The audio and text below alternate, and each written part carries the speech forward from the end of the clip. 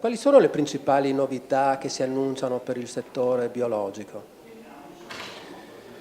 Ma il biologico sta andando bene intanto, quindi diciamo non abbiamo bisogno di introdurre particolari novità. Noi stiamo aspettando che al Parlamento venga approvata la legge sul biologico, che è già stata approvata dalla Camera e che consentirà al nostro settore di avere maggiori fondi e una migliore strutturazione che consentirebbe lo sviluppo. Ad esempio potrebbe consentire il riconoscimento di un'interprofessione per il settore del biologico, una sorta di strumento di organizzazione della filiera, rendendola complessivamente più efficiente e anche più vantaggiosa per i nostri consumatori. Purtroppo a livello parlamentare sono già 2 o 3 legislature che questo progetto è in discussione, non arriva mai al termine. Speriamo che questa legislatura, che già fin dall'inizio ha visto l'approvazione alla Camera, riesca ad approvarla anche al Senato e a darci questa legge per noi così importante.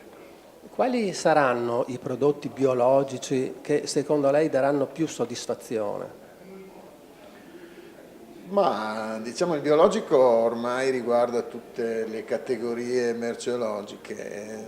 Se parliamo di soddisfazione economica per gli operatori, direi che il settore che oggi vede un maggior sviluppo, soprattutto qui in Veneto, è quello della vite, dove il 25% della superficie a biologico è una superficie viticola e dove il settore del vino, che è in grande crescita per la nostra regione, ha riconosciuto nel biologico uno strumento molto importante per comunicare al consumatore qualità e sostenibilità ambientale e sociale.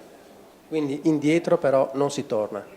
No, secondo me il biologico ha una grande prospettiva, ci sarà nei prossimi decenni una convergenza fra biologico e convenzionale, per cui fra qualche decennio secondo me non faremo neanche più questa distinzione.